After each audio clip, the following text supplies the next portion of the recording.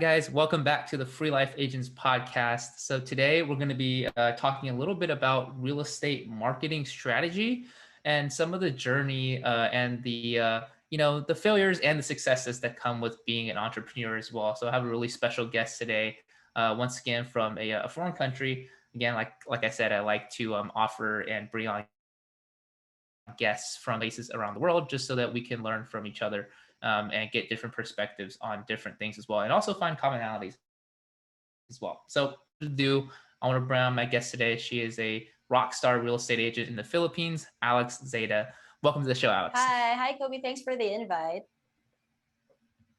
Yeah, no problem. I see you're doing a lot of great things on social media and on YouTube as well. I know that's one of the biggest marketing platforms I think a lot of agents are using. So we're definitely going to be talking a lot about that as well. But yeah, so for the listeners who are listening that might not know your story or don't know who you are, would you just mind kind of introducing yourself a little bit and giving us a little bit of background on who you are and how you came into being in the industry that you are today?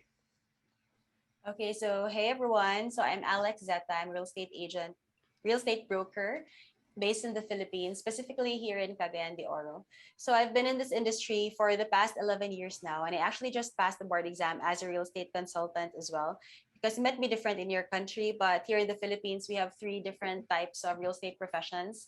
So you can be a real estate broker, a real estate appraiser, and a real estate consultant. So the consultant is like the highest level in the real estate career because you have to have at least 10 years experience as a broker and 5 years experience as or 5 years experience as an appraiser in order to be eligible to take the exam. So it's one of the requirements. So I Yeah, well, also have a congratulations. realty. Thank you. I also have a realty. It's the name is Truly Wealthy Realty. So it's been around for the past 10 years already. Wow, that's awesome. So you've been in this industry for a long time, and clearly you're doing some great things as well. So just to kind of get us started off here, I mean, again, like I mentioned earlier, you do a lot of marketing and a lot of content marketing. So do you want to kind of pick your brain a little bit on, what is your real estate marketing strategy, and what are some of the ideas that come into your head when it comes to content marketing for real estate agents? Well, what I do heavily now is YouTube. So I'm a real estate vlogger. I started my vlog 4 years ago, and I actually just did it because a lot of my clients were requesting for house tours. And so I wanted some place to post my videos that I wouldn't have to save it on my phone or on, for example, if I posted it on Facebook, it would be hard to search for later on. So I thought that YouTube was a very convenient way to store my videos, and I would could just send the link to my clients. But actually what really started me to post my first video is Gary V. If you're familiar with him, Gary Vaynerchuk. Yeah. So I listen a lot to his content, and like 4 years ago he was saying that by year 2020 80% of the content would be of the content consumed would be through video format. So if no matter how well you're doing in your career right now, you will become irrelevant in your industry if you don't do video, or not necessarily only video, but mainly content creation. It can be through written or audio format like this podcast, for example. The thing is, you just have to be present online because that's where the people are. So it was through listening to his videos like over and over again. At the time, I was listening to his videos like almost daily because whenever I get in my car and drive and whenever I go to site tours, I would listen to like audiobooks or like content from my favorite content creators like Gary Vee is one of them. So that really pushed me to, okay, just jump in and start my channel. But at the time, I was posting very erratically. I would just post, upload whenever I wanted to. So I didn't really have a fixed schedule. So that's why the growth of my channel was very slow at the time. And it picked up when I started doing YouTube seriously. That was like 2 years ago during the pandemic. So when the pandemic happened, we were all caught by surprise, right? Like nobody expected it to happen. And like overnight, things changed. Everything started like you had to do things differently. You couldn't meet people face to face anymore. Like most of the transactions started getting shifted to being online. Even the developers here, they also adapted. Instead of having to go to the office to close a transaction or make a reservation, they shifted everything online, so you can now reserve online, which was not which was not available before the pandemic. So it was my husband who pushed me to take YouTubing seriously. So he was like, okay, we need to like step up, because right now we know that being online already works, since I've been having my channel, or at that time I was 2 years in as a YouTuber. So I was getting leads already, but not yet consistently, because I wasn't also posting consistently at the time. So my husband said, okay, we need to hire someone to edit, because that was my main problem before, like editing. Like I had no problem shooting content, but when it would come to editing, it would take me so long to edit, and it's not my strength. So I just know how to do basic editing, like I would use iMovie or Filmora, but you need to really know how to edit well if you want your videos to really, reach the buyers, reach the target market, right? Because house tours now are like a different form of entertainment on YouTube. So we bought equipment, we hired an editor, and that's how my channel really improved. Right. Yeah. And I mean, that's awesome that you were kind of inspired by by Gary Vee from a, I think a lot of people are inspired by him to kind of go out there Yes. and make content. And another one I think is Russell Brunson from ClickFunnels. I think that's a big one. I don't know if you've heard of him before, but um, those two are usually the ones that it comes with the, comes to content marketing. It will say that, you need to go out there and do video content. It doesn't really matter, in the beginning, but you just need to get yourself out there. I don't know, what your kind of, what your thoughts on that are. If, you're starting over, would you try to go out there and actually figure out how to do it the right way? Or would you do it the same way that you did? Like kind of you mentioned that, just posting some content sporadically, just getting yourself out there, and then fixing it later, as you start learning, because, time doesn't wait for you, right? You have to post content first and then fix it later on so that people actually see the journey, if your improvement. Yeah, I have a bias for action. So that's what I usually do actually. Whenever I want to do something, I like dive in and then do it first and then figure it out later. But my husband is the opposite. Like he wants to do things right the first time. So he usually does a lot of research, and he makes this, okay, this is the process that we're going to follow, and then we do it. So I think we strike a good balance, Yeah. because if you move too fast, you'll make a lot of mistakes. But it's not to say that it's not okay to it's wrong to make mistakes. But there's also an advantage of researching and doing things the right way. So it just needs balance. Yeah, exactly. And I think that's one of the things, right? Is that, if you're going out there and posting content, um, consistently, it's one thing to do that, but it's also good to, consistently improve, right? You're not just posting the same level of content, for 5, 10, 25 years, then that wouldn't help at all, right? When you actually go in there and actually start improving it, that's when it starts helping your marketing strategy, and then that's where the consistency really starts to kick in as well. Is once you start improving it, you get 1% better every day, or every time you post a piece of content, then that's really where you kind of go out there and see the fruits of your labor, right? Yes, yes, I agree. And I think when you do something on a regular basis, like for example, I post content four times a week. So you really improve, because you do it like day in and day out regularly. So it's part of your growth as a content creator and as a person. And that's what we like to do. Like we really want to push ourselves, like my husband and I want to push ourselves and to improve in everything that we do, whether it's content creation or being entrepreneurs or in being parents or in taking care of our health and working out. We like to just push ourselves to like to improve. Just 1% every day will be like how much improvement like a year from now. Right, So I exactly. think And I I think think, it's a mindset. no, yeah, definitely. It's definitely in a mindset. And I think, you bring that up is a really good point, because I think I remember watching one of your videos as well. And I think you guys ran multiple businesses, right? Especially before the pandemic. And one of the things you were talking about is, benefiting from some of the failures that you've had, with juggling so many businesses, and then, unforeseen circumstances, hitting as well. So, if you wouldn't mind kind of walking us through, how you guys were able to come through that, and how you guys were able to overcome, those challenges as well, and how that made you guys better as entrepreneurs now, as are doing what you're doing now. Yeah, so what happened was the real estate business. So this was actually my first business, which I started with my partners way before I met my husband. And then when we met, I think 6 years ago, since he's an IT graduate, he wanted to put up like a computer cafe. So I was like, okay, I'll support you.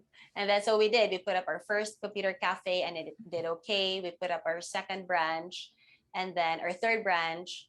And then we had to close the first one because the place wasn't for rent anymore. So we had two branches running.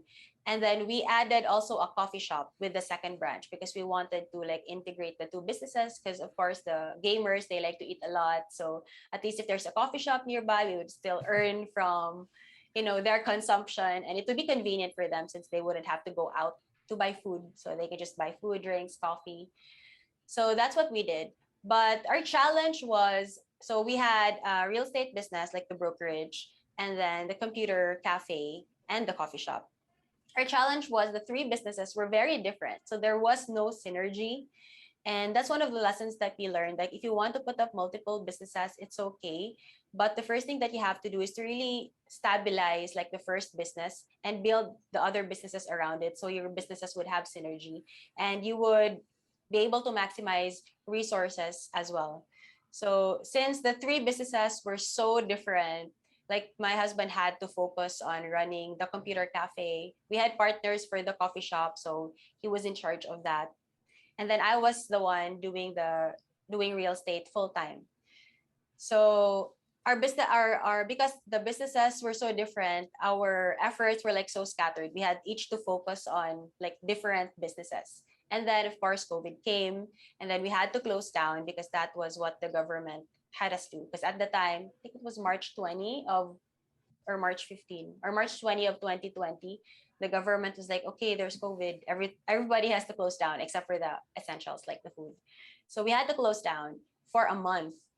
And then they allowed us to reopen on May 20 of 2020. But at that time, we had already decided not to continue because when we computed it, we were we were like, okay, COVID is gonna continue on for like the situation is gonna continue on for at least 2 years.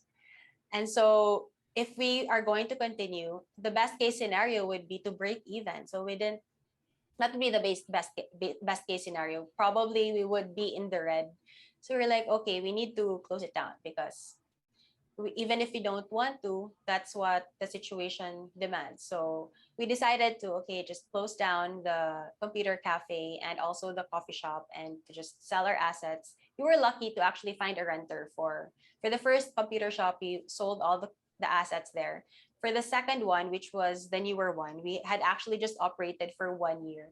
So we found someone to rent, a BPO to rent all the PCs. So even though it was a hard decision to do it, we were able to survive and even like pay off all our payables. So God was really, God's grace really sustained us. He really guided us in making the right decisions. And at least we did not, we didn't go bankrupt because we were really in danger of becoming bankrupt at the time. It was like, oh no, we're going to lose everything that we invested in because we invested a lot for the coffee shop and the businesses. I mean the gaming cafe. So it's a good thing that we were able to like you know be okay after everything. Yeah, no, definitely. I think that's a wonderful story that you guys have right now in terms of overcoming some of these challenges as well.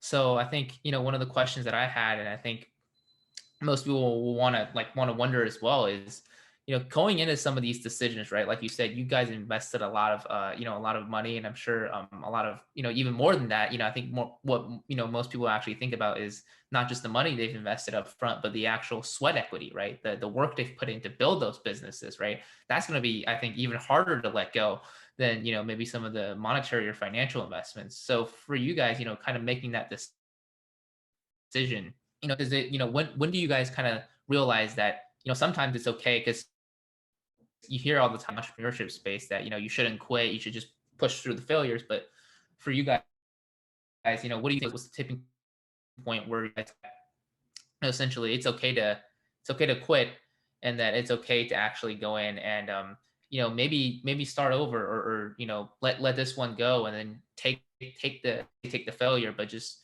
take it as a lesson instead.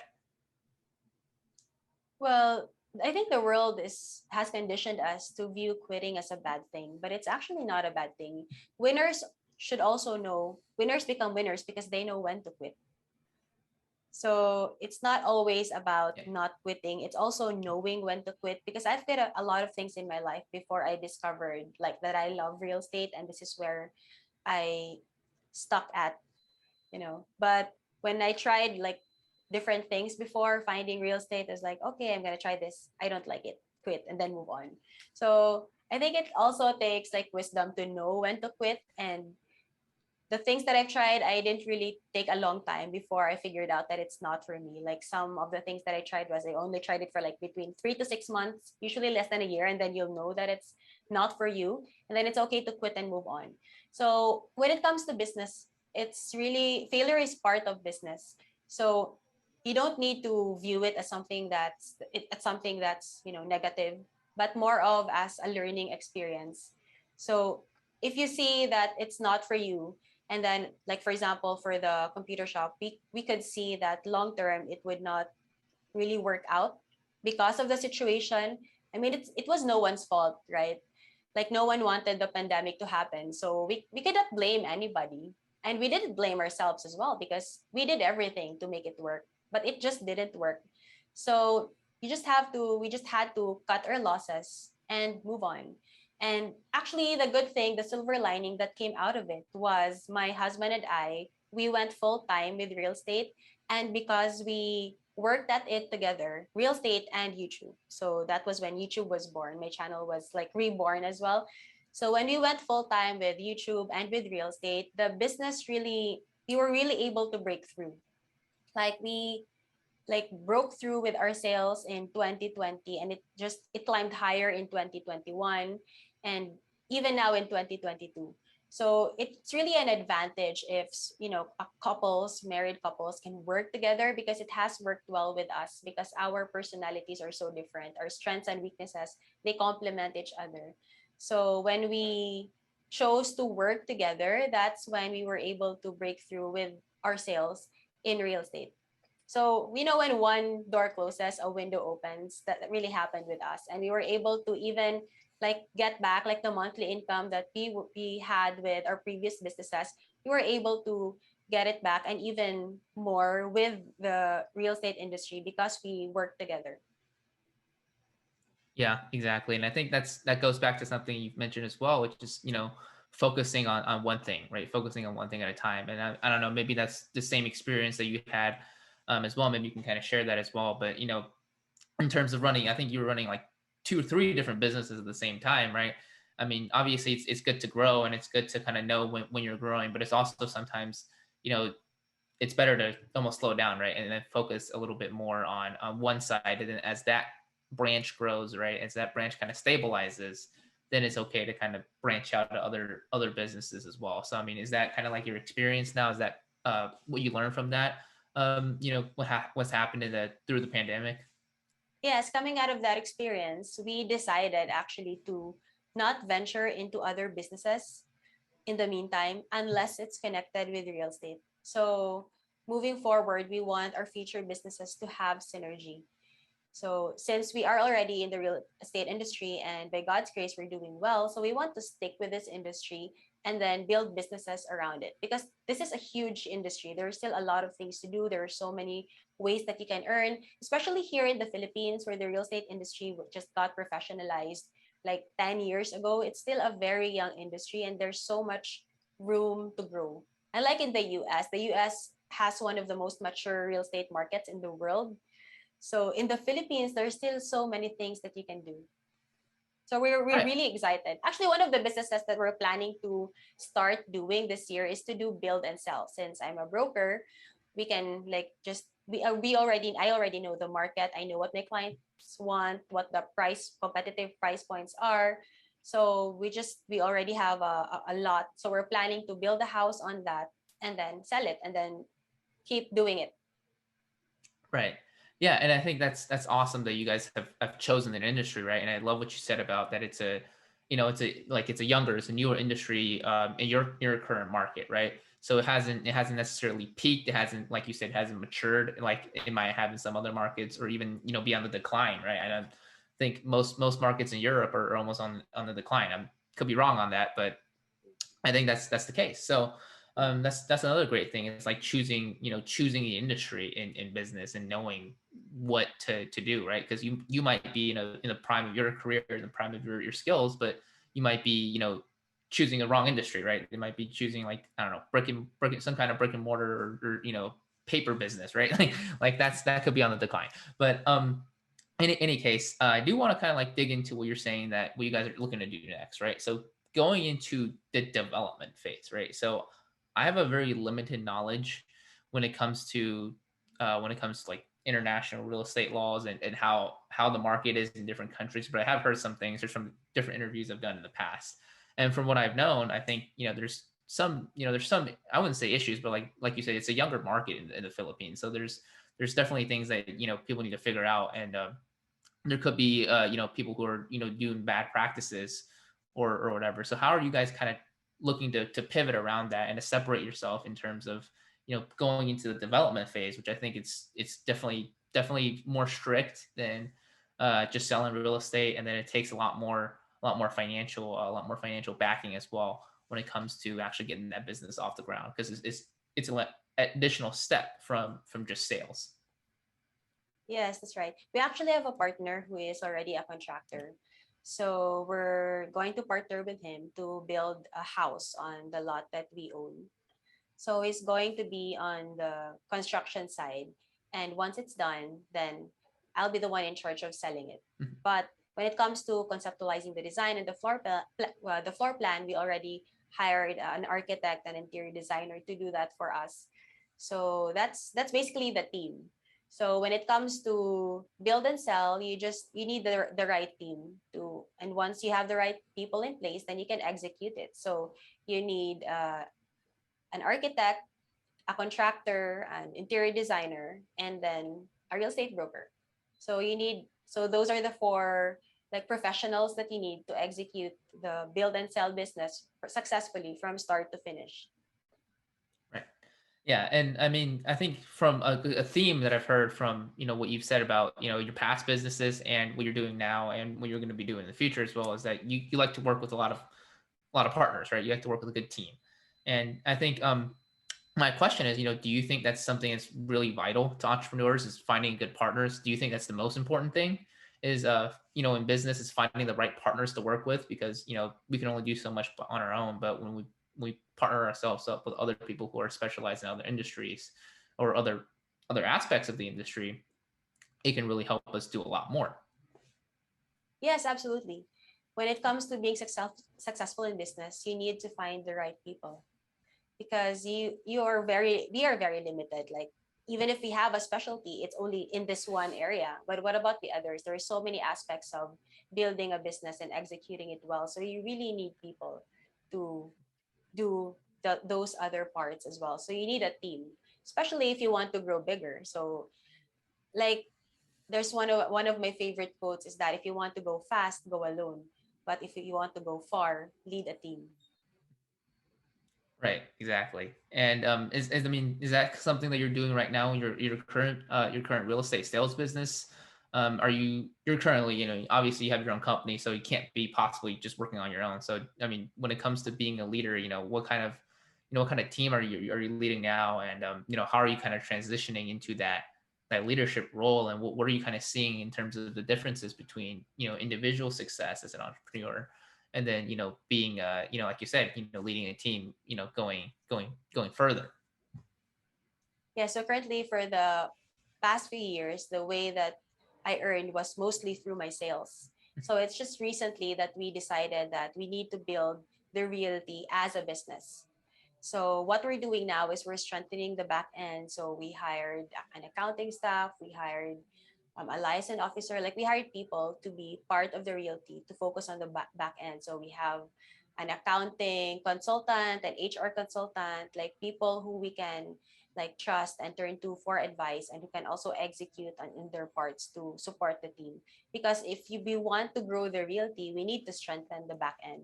So once the back end is there, the system is in place, then the realty can really fly. The easy part is actually recruiting people, but you have to solidify the back end first before we can really start actively inviting people in the brokerage. We already have people, but we only have a handful of agents. That's why we are working on strengthening the back end this year so that we can start inviting more people to be part of the team.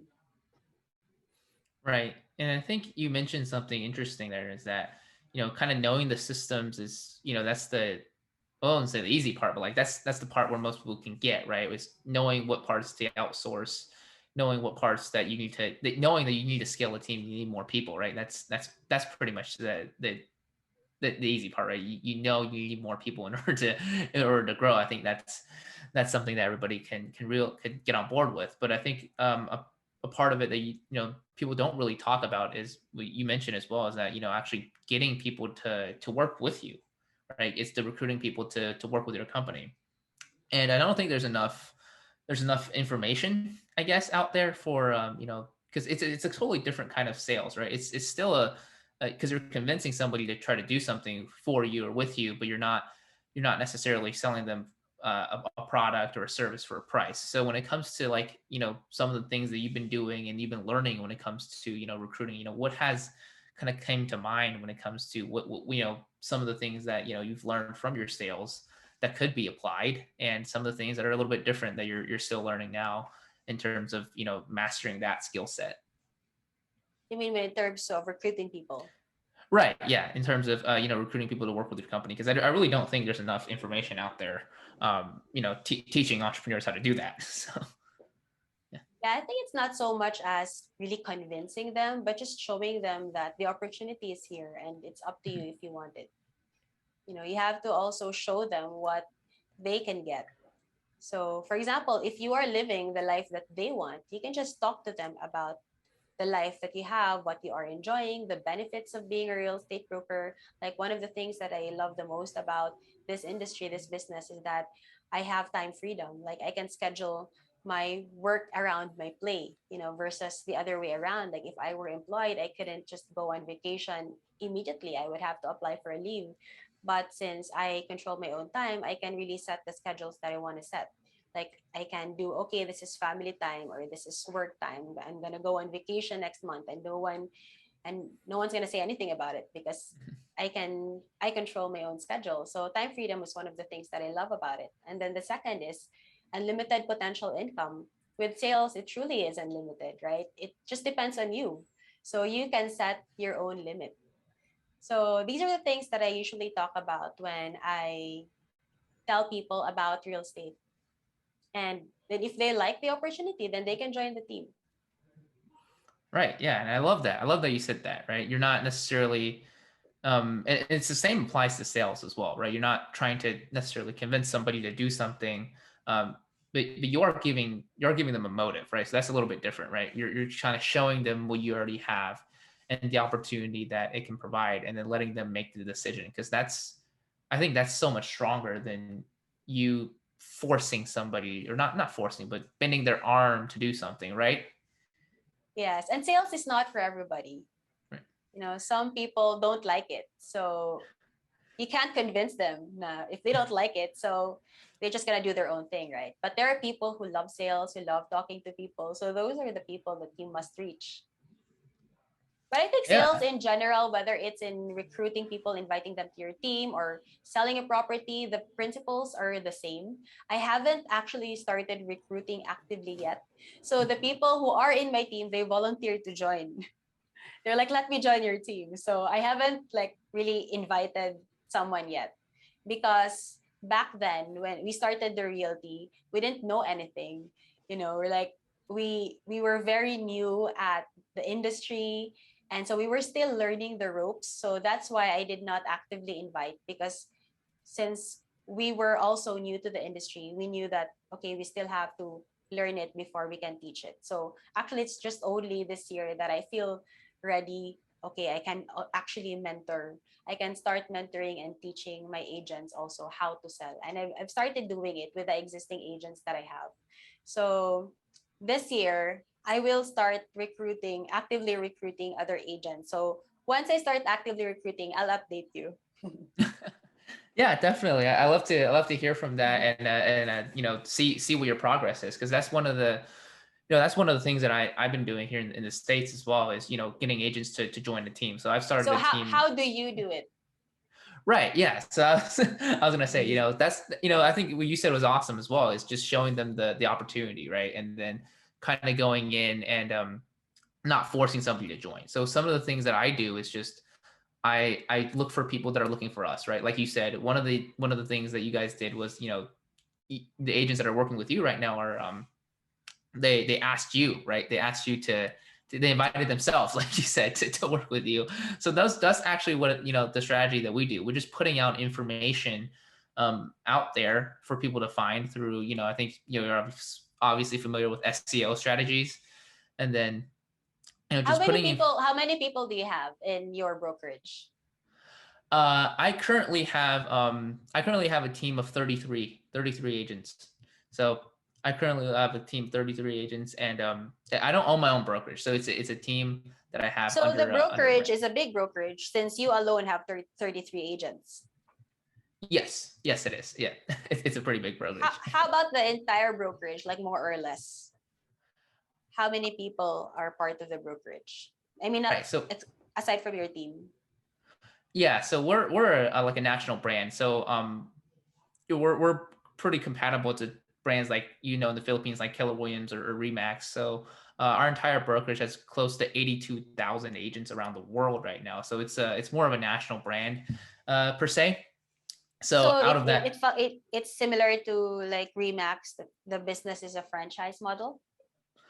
no, it's actually not a franchise model. So it's a little bit different than that. And we're a cloud-based brokerage model. So it's actually very team friendly. So we're actually very team friendly for me to actually go out there and build a team very easily. So it actually gives us the tools in order to do Nice. that. So yep. So we're out of 82,000 agents. We're currently a strong team of 33. That's great. That's actually a lot of agents already. So how's the market so far, and how are your 33 agents performing? Like what percentage are bringing deals on a regular basis? Right. Yeah. So that's one of the things, right? When it comes to a lot of volume of agents, especially, is that, a lot of the agents that we work with are transitioning from their current day jobs into being full-time real estate agents. And, I don't know, maybe real estate's a little bit faster in other countries, but in the States, it can be a little bit slower to get going. So right now, I think out of the 33 agents, we have pretty consistent production from uh, Then about five, yeah, about 5 to 10 5 to agents, 10. 5 to 10 agents for Actually, consistent. that's about right. Like when it comes to sales, whether it's in real estate or insurance, usually one third of your sales force are the ones that perform. That's why you have to Right. recruit a lot. But not only volume is important, but also the quality of your agents. Like you don't right, you don't just recruit some random person. You need to recruit someone who's really interested because you'll still be pouring time and energy in every agent that you invite. Right, exactly. And I think that's the point that I'm learning as well when it comes to recruiting agents and then bringing agents to work with as well, is instead of volume, maybe focus a little bit more, putting a little bit more energy on quality instead. So not to say that the agents in our team aren't quality. I mean, they really are. A lot of them are working two jobs right now, When we say transitioning. So quality, what we mean by that is not the person, but more on the level of interest that the person has. That's exactly. what we mean by quality, because a quality agent means an agent who's going to make it work. Even though how many jobs they have, they will find the time to make it work because they're genuinely interested. No, exactly. No, I think that's exactly it. No, that's Yeah. perfectly said. And it's not really up to it's not really up to me. I feel like, to decide whether somebody's going to succeed or not, if that makes sense. So it's not really up Yes. to. to see It's somebody's really quality. it's really up to the person. But Right. what system do you use? You have your own app, like the realty has its own app, so you can monitor all the agents and all the Yes. deals that they're closing. Yeah, yeah. So we have that in our office, our back office through the company. So we all have our own back office to monitor all of our agents, the transactions that they're doing, and then also essentially, the commission size that they're earning as well. So it actually gets pretty detailed, all the way up until Yeah. well, when the closing date was, and then when the settlement date was, and then when they're Mhm. getting paid as well. So it actually gets pretty detailed. So that's how we're tracking them on the back end, and then on the front end, it's kind of up to us individually, how we want to invite and attract agents to work with us on an individual basis. So what we've done is we've kind of, like I said, we put ourselves out there. We don't try to go out there and procure conversations, if that makes sense. So we don't try to start conversations in a way where somebody might be completely turned off and they don't want to have a conversation with us. So it's Like always so somebody who's for already example, interested. like if I'm your one of your agents and then I have a house that goes into contract. So I'm the agent is the one responsible for inputting the details of the transaction in the app. Yes, yes, it is. Yeah, it's up to the agents to. So it the way that real estate kind of works in the states is that the agent has works under a broker, and then the broker is the person that are necessarily legally responsible for how the agent whether they make a mistake or not, essentially. And It's then the so same yeah, here, yeah, similar. yeah, right, yeah. But So what we lacked here though is the technology, because mhm. we're currently developing our an app that can help the back end because there's no app, right? So you have to be the one to do it.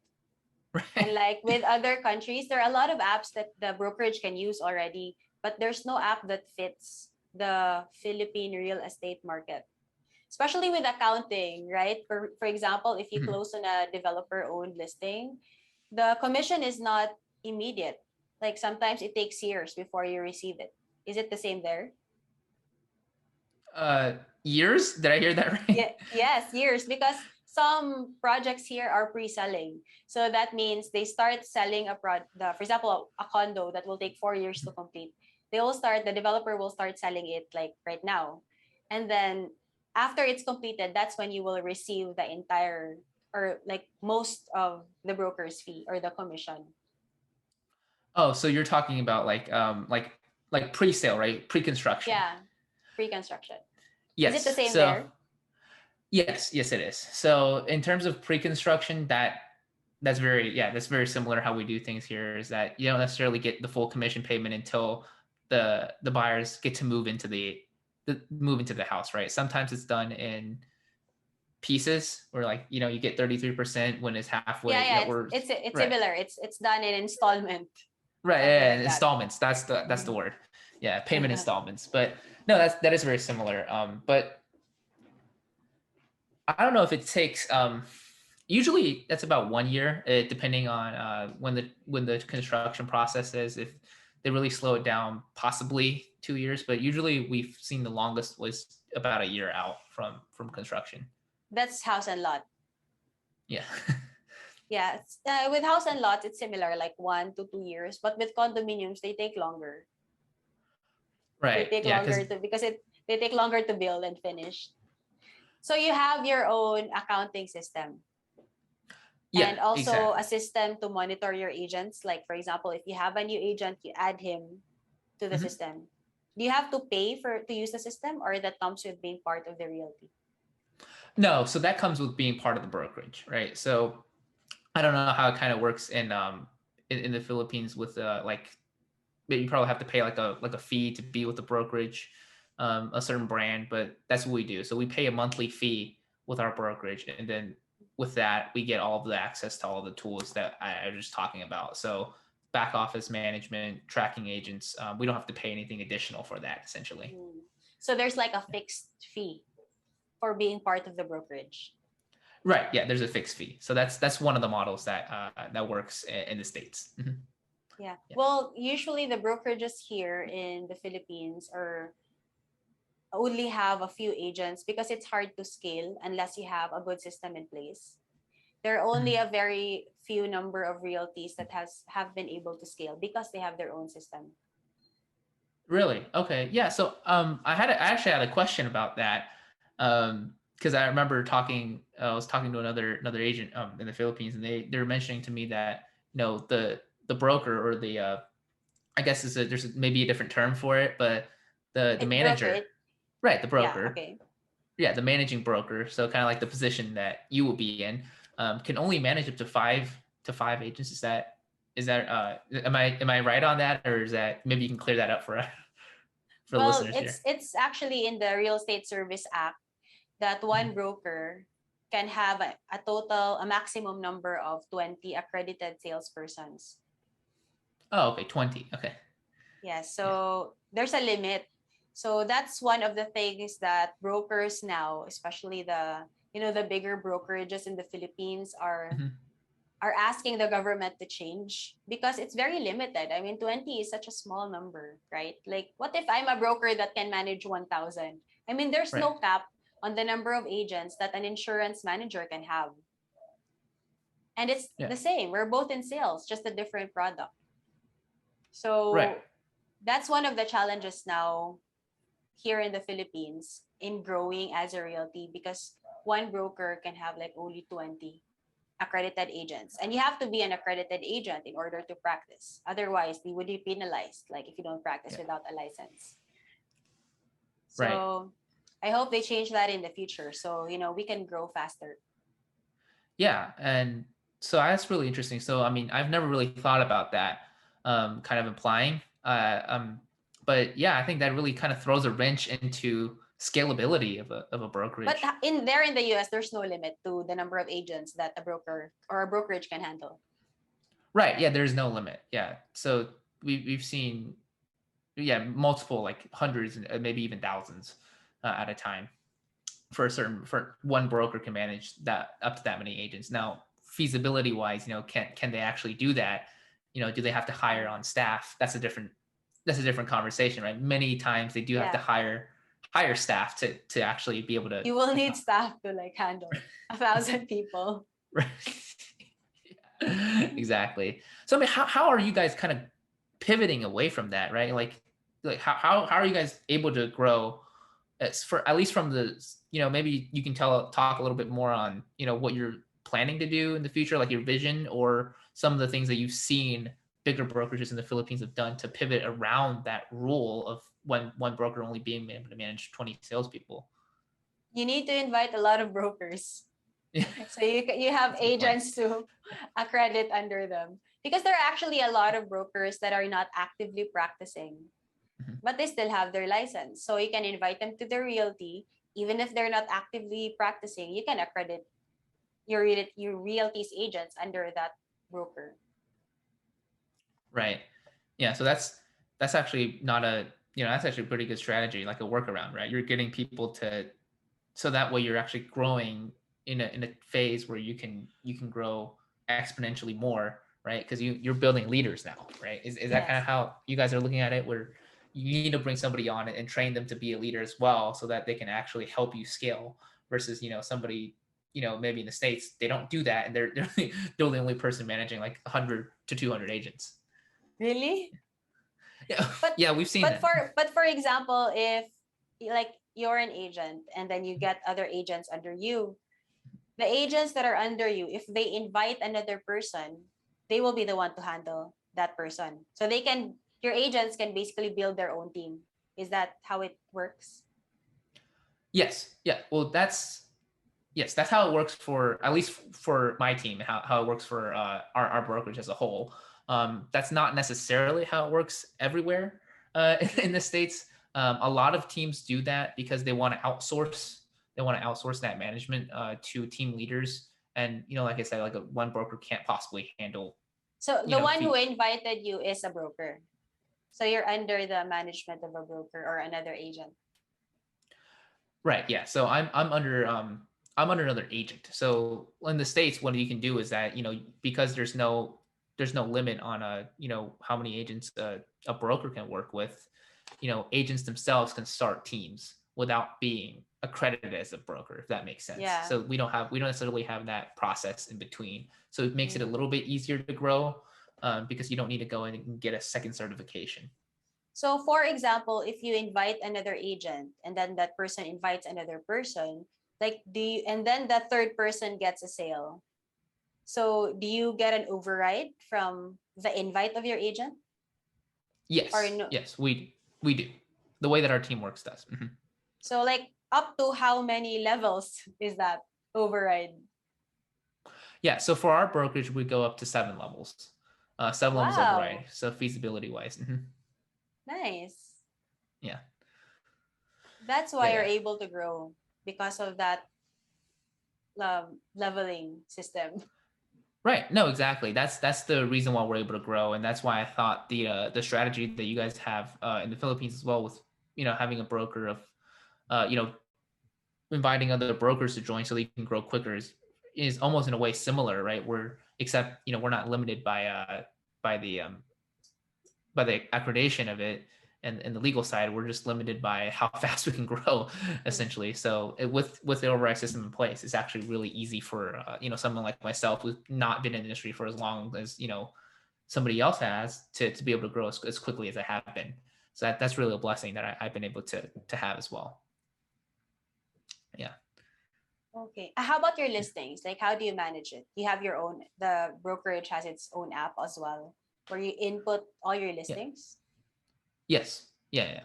So we have just turning into a different kind of conversation here, but yeah, we Yeah. we are we do have a listing system for all of our agents as well. So we actually use two different systems. One for the United States and Canada. It's a platform called KV Core. It's exclusive, I believe, to North America at the moment. And then that's our listing managing system, where it's able to essentially help get all of the all listings onto a multiple listing service, which is one of the kind of like the more unique things that we have in the real estate industry, in the at least in North America. I know in Canada and in the United States we have that. It's just in every area we actually have it's a nonprofit service where it's created by the realtor board. It's almost like a union, but with all of the real estate agents in the country. And then what they do is they will just distribute that listing to many different platforms. So that's what it's called, a multiple listing service. So every real estate agent uses that in North America. And then we have a system that does that as well. But in some of the other countries that we're operating in that don't have that system, we actually have our own listing service through a platform called REP. I believe it's an acronym for Real Estate Platform. Pretty easy to remember. Real estate Yes. platform. But very, it's very, owned very. by your brokerage, or is that an outsourced platform? That's an outsourced platform. So we don't have a proprietary CRM / listing platform per se, because of the well, at least in the States, I know it's a fact that a lot of agents like to move around, right? A lot of agents like to jump from brokerage to brokerage depending on what part they are in their career. And one of the issues that they've ran into in the past is they've actually not been able to keep some of the leads that they have, right? They don't keep their listings, and they can't keep the contact information of the potential clients they have, because they use the platform that was proprietary to their brokerage. And they were stuck there until all the sales were completed, all the transactions were closed. So we But decided can't not to. can't you can't you store those information in your phone so you can still contact your client even if you're not with the same brokerage? You can. So there's usually two problems with that. One is sometimes you would need to sign a. It's stated in the independent contractors agreement that you sign with the brokerage for the time being that they actually own the leads.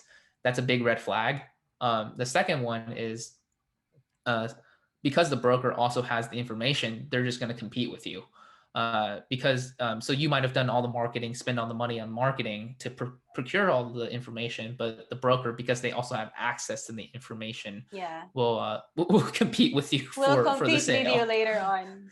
Right, exactly. If So you that's if you leave the brokerage. Is it the same with your brokerage?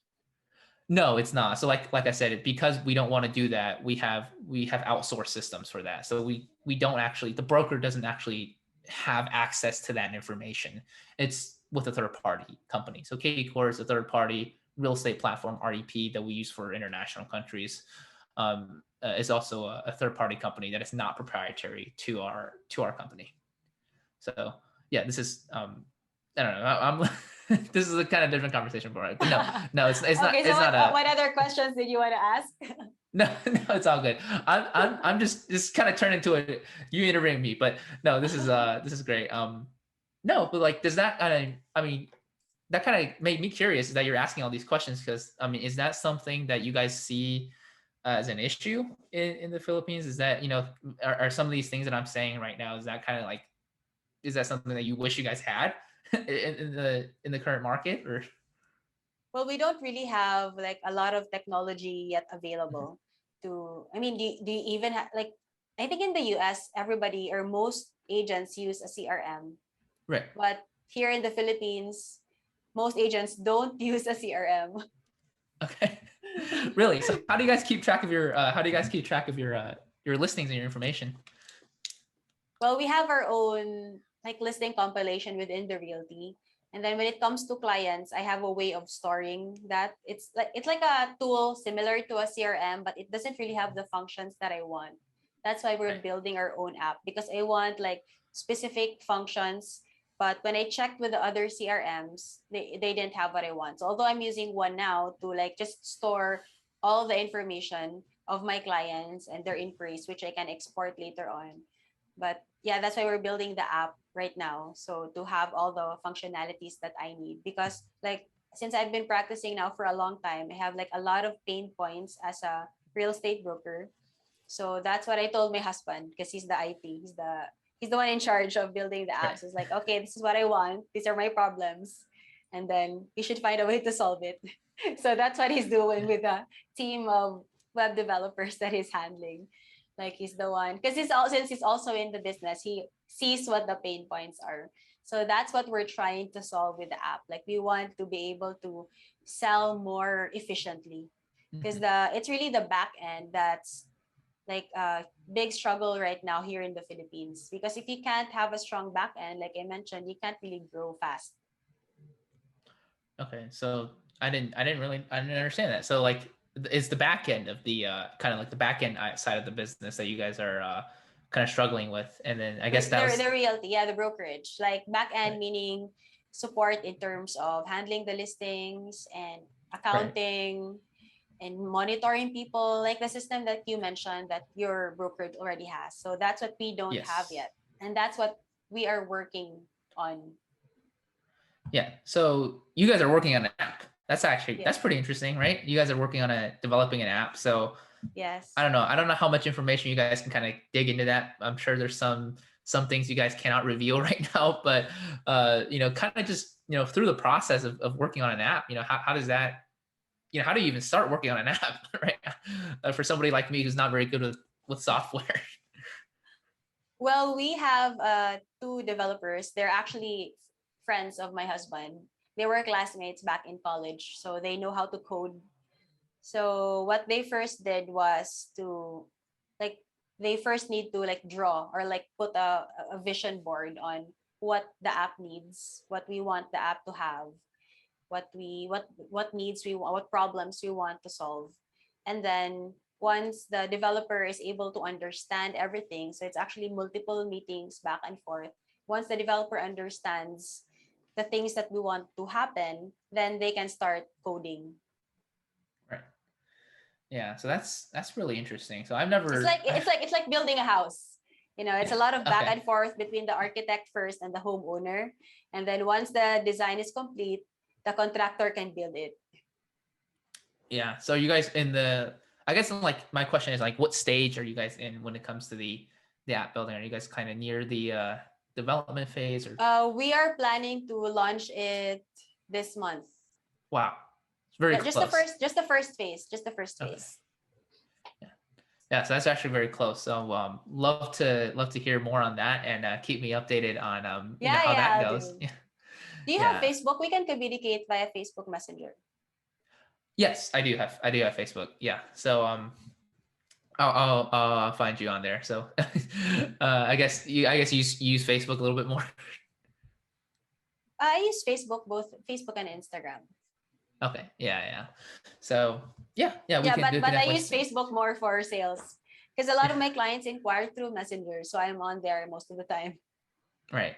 Yeah. So I mean that's another good point, right? Like one of the things I wanted to bring up is completely different interview. But one of the things I wanted to bring up was social media tips on social media marketing. So maybe we can kind of wrap it up with that, and then after interview we can definitely talk more on some of the things that we're doing with our brokerage that you would be interested in. But when it comes to social media marketing, right? You guys are I would say experts, right? You guys are very good at it. You guys are on there as well. So what are some tips that you have for some agents coming into the industry that you did when you were first starting out, to get to the point where you are. So, just to kind of wrap things up, right? So what are some things that you would tell or some advice that you would give a new agent coming to the industry? Well, there's so many social media platforms now, right? So if you're a new agent coming in, you will get overwhelmed, especially if you don't you like to use it a lot. Mhm. So if you only like to check the feed and then you don't really post, you will get overwhelmed with all the available platforms that there are now. So my advice is to be on every platform, but focus first on one platform. So when I started, I signed up for all the platforms already, but I was really more active on Facebook since Facebook is a big thing here in the Philippines. Like Yeah. everybody has Facebook, even like the 60-year-olds have Facebook. It's like the go-to app for communicating. Because of Facebook Messenger, we often have group chats with our clients, with our family members, with our friends. So it's one of the main modes of communicating here in the Philippines, especially since we have a lot of OFWs, right? Overseas Filipino workers. Mm. So I started, and then when I started, I made a decision and a commitment to post every day. So before I became a broker, I didn't really post a lot. Like I was too lazy to post. But then when you're in sales, you have to be present. You have to be there. You have to be easy to find. So I was like, okay, I'm gonna start with posting once a day about real estate. So not necessarily that you have to post houses for sale every day, but more on your activities. Okay, this is a new listing that I have, or I'm on a property tour with a client, or I'm having coffee with a client, like just random stuff. You just have to like connect it to real estate so that people will get used to seeing you doing real estate activity every day, especially your friends on Facebook. And then when they have a listing or they want to buy something, then they will recall like, oh, she's a broker, so it's more of you become top of mind broker Right. because you're always posting regularly. And then from Facebook, I then started like branching out to the other social media platforms. Like usually whatever I upload on Facebook, I just upload that on Instagram as well and LinkedIn. Twitter is more popular with actually the kids here, so I don't really use it a lot because most of my clients don't use Twitter. Right. So I don't know, is Twitter big there? Like, do you Yes. use it a Well, lot with business? no. So I've heard people use Twitter for business, but mostly there's kind of like celebrity status because Twitter is like such a casual. Because I think there's even a character limit on right. There's a character limit on Twitter, so it's not much of a Yes. business platform versus just people sharing their random thoughts online. So for me, no, I actually don't use Twitter. I don't use Twitter at all. But people like Gary Vee, just because they're so big, Yes. right? A They're lot also of on Twitter. yeah, that yeah, I don't really use Twitter a lot, although I have an account. And so yeah, I started posting with photos. But then when I started my YouTube channel, that's when I really started getting a lot of inquiries from OFWs Right. because when you're on YouTube, since it's a search engine, people can find you wherever they are, like all over the world, right? And like with Facebook, you can only see the posts of people who you are friends with. And not Mhm. even all your friends, just like a small percentage of your friends who you actively connect with on the Yeah. platform. But with YouTube, when you research or when you search, like for example, houses for sale in Cagayan de Oro, since I'm based here, so my channel will appear, right? So since it's a search engine, it's a very effective marketing tool. You just need to use like the proper hashtags and the proper titles and descriptions so people can easily find you. Where are you based again? What state? Texas, Houston, Texas.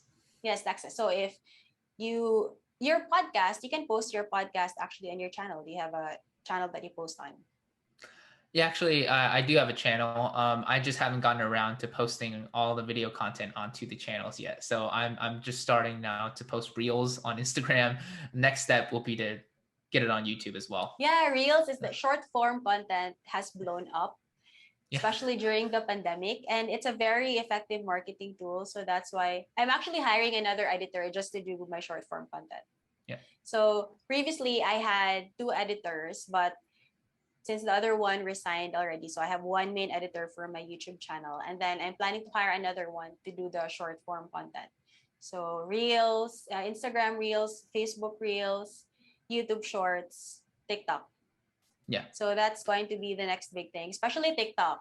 Like right now, TikTok is a huge platform. So we need to double down on TikTok because in like 1 or 2 years, it's gonna mature and you're gonna have a harder time getting big on the platform. But right now it's still like a fairly new platform.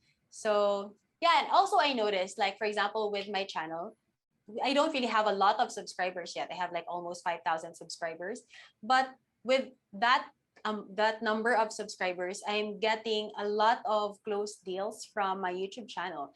So it's really interesting. Like if you're a professional, you don't necessarily have to have such a huge subscriber base in order to have results from your channel, because I'm closing deals monthly for via my YouTube channel. Just like last Monday, I closed 3 deals in Davao, and all those inquiries I got from YouTube. Davao is a 6 hour a city that's 6 hours away from Cagayan. So we expanded there just this year. So we are now in two markets because real estate is really local, right? Like the market in, for example, Cagayan de Oro, the city where I'm based in, it's very different from the city that's like 2 hours away. So each market, I mean, each city has its own real estate market, which you need to like study because there's different number of people, different population, different projects. So Davao, it's 6 hours away from Cagayan de Oro, but it's very, very progressive. It's one of the three metro cities in the Philippines. So we have Metro Manila, Metro Cebu, and Metro Davao. It's also the biggest city in terms of land area. I Yeah. think the biggest city in the world. I'm not sure. In terms of land area. So yeah, I think so. Or at least here in the Philippines, it's the biggest city in terms of land area here in the Philippines. Yeah. Wow. Well, that's I think I got a lot of information from that as well. But really, I mean, You should it's post your interviews on your YouTube channel. Like this interview, you just get the audio, post it on your podcast, and then the video, post it on your YouTube channel. I do that with my podcasts. yeah. I don't really like heavily edit the podcasts, just post everything. Maybe if there's like some dead air, I just cut it, have my editor cut it out. But like post the interview like as is, no more subtitles because that takes so long. Yeah, for a long interview. Yeah. No, Subtitles are even my short interviews, like subtitles really, take too much time for now. So when I have like more editors, maybe I'll do that later on. yeah. It's really better if you have subs, but best to like post more content. Right. Exactly. And I definitely will be getting around to that. So I think that's the very next step. I actually have it written down here on my pad. I need to get my podcast onto YouTube because I have all the interviews, right? I have 21 interviews right now, You should including post that. Like you should post all your interviews. Why haven't right. you been posting your interviews? I mean, if you post it already on your podcast, why not just upload it on YouTube as well? Uh I have a thought where I wanted to cut the interviews down to smaller videos because that way people actually watch the full video, if that Well, makes sense. So I don't know actually, if you you can do that, but post it first, and then you can cut it later on. yeah. Because that's what I do with my YouTube shorts. Like I have like full videos that are my videos are actually short. It's usually like 8 to 10 minutes usually for my videos, but my interviews are longer. It's like 30 to 45 minutes. Some even like I have a marketing podcast. It goes like over an hour most of the time. So I just post the entire thing Yeah. on YouTube. It doesn't really get a lot of views, but it's okay. But the important thing is you post regularly on YouTube, and you have to post like on the same day every week, Hmm. preferably Right. like the same time, because if you post sporadically, that will like damage the algorithm. Like I Right. noticed if I'm not consistent with posting, like I post 4 times a week. So I have to post like on those days every week at like 6 p.m. Because if I miss, for example, posting, I my posting schedule is Wednesday, Friday, Saturday, and Sunday. So for example, if for the 2 consecutive weeks I wasn't able to post on Sunday, I noticed my views drop and it's hard to get it back up. It will take like a month for it to recover. So that's why you have to Yeah. be consistent. Even if you just post once a week, as long as you're consistent, that's okay. Yeah. I'm definitely gonna start doing that. And I do have I mean, I don't wanna take, take this interview too long, but in terms of, in terms of YouTube algorithms, right? So if I were to post this, right, post this interview, it doesn't really matter uh the content inside, right? It's just the optimization of the title, the tags, and the description as well. So that's what really kind of affects the rankings of the videos. Well, the content does matter, Okay. but everything else around the content, it matters as well, because you can't post like a totally different content from all the titles and other stuff, right? Right. Yeah. Then the algorithm will notice that, right, through their own transcriptions on YouTube as well. Well, with YouTube, it's very similar to life. It takes a lot of consistency for a long time, like 1 to 2 years of constantly posting, and then that's when you'll see results. Some people get lucky, like they blow up after a year, but others have been posting for 4 or 5 years before people even notice them. But for us, since we're like for my channel, it's super niche, like real estate and in Cagayan de Oro, like in the Philippines, in Mindanao, in Cagayan de Oro. So it's super niche. That's why when you look at my views, it doesn't seem like a lot, right? Like for example, if one video has like 400 views, it might not seem a lot compared to like other influencers or other vloggers who get like millions of views, right? But the way that I see it is, if I have 400 views, I have like 400 people watching my video. That's 400 buyers. If you think about it that way, it will seem like, oh, that's a lot of people, right? Instead of like handing out flyers at the mall, which used to be one of the strategies before when I started, like I did it like I think 2 or 3 times. This is not effective. You can't sell, or at least I was never able to sell a property just handing out flyers. You know, online is better because it's like when you're online, you have a megaphone in your hand and you can reach more people, an unlimited number of people. You're like your channel, my channel is there selling for me 24/7. It never rests, it never sleeps. So even when I have clients who are, while I'm asleep, they're awake because the time zone is different, they're still watching my video. So when I get leads from YouTube, they're usually like warm to hot leads. Like they already know what, most, not all the time, but their clients already know what they want, or they just want to, okay, I want to reserve this property because I've seen your videos, because my videos are very specific. Like I make project in focus videos about like the different projects in Cagayan de Oro and the different projects in Davao. So I put all the details there, where it's located, like the specs, the price. So all the information is already there, and then they can just make a decision. And if they haven't decided yet, or if the buyer is not yet very clear on what they want because they don't really know the market, then I just send my other videos. So that's usually how I come up with content. And one of my friends asked me, "You've been making content consistently for 1 year. Don't you run out of content?" I was like, "No, I do this every day for a living. How can I run out of content? I have so many clients asking me different questions." So if there are questions that gets asked a lot, like frequently asked questions, I make content on that. So I don't have to explain again and again. Like for example, when I closed those 3 condo units last Monday for Davao Global Township, which is a project located in Davao. It's a new project. And then all my 3 clients asked me the same question: what is the reservation process of this developer? So I had to explain 3 times. So I was like, okay, I'll write a video. I'll write a script about this, and I'm gonna shoot this video today, so that the next time that I'm gonna reserve again at this project, because it's a big project, it's a 6 tower project. The next time I'm gonna reserve, I'm gonna send this video. So that's YouTube for me. Is not only about marketing, but it's about making my sales process more efficient, because the information is already there, and it's more complete since I wrote everything down, and then I'm gonna do a sit down vlog on it. So at least it's complete. So the next time I have a client who likes this project, I'm gonna send the video to them. They will know the entire reservation process. And then if they have additional questions, then I'm just gonna answer those questions. So the time I was able to save with all because of all the videos that I made is a lot. Like instead of explaining the entire project to my client, which usually takes like 20 minutes for all the details of the project to explain, especially if the client inquires on multiple projects, it will take me like 30 minutes to explain everything. And that's not even super comprehensive because I have to make, okay, parang summary na lang. I have to summarize it because it's too long because client is talking about multiple projects. So I make like a project and focus comprehensive vlog, and then I just send it to them.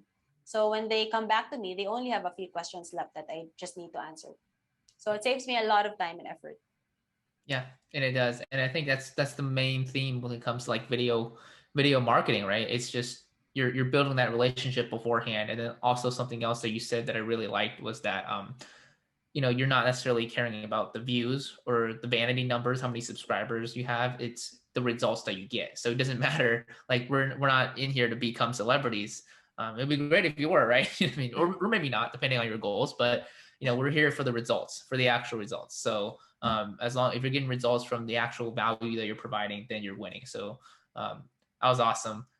Thanks so much for sharing and for doing this interview, Alex. That was a lot of information that you shared, and you actually asked a lot of great questions for me as well. So that was super interesting. But for just for the listeners, man. So if they want to reach you, they want to find your channel. Just what are some places that you're pretty active on that somebody can find you or find some of the content that you've been doing. Well, my YouTube channel is Alex Zeta. It's just my name. And I have a Facebook page, Cagayan Alex Zeta. Facebook Messenger is the same. Alex Zeta Gingaw on Messenger and Instagram.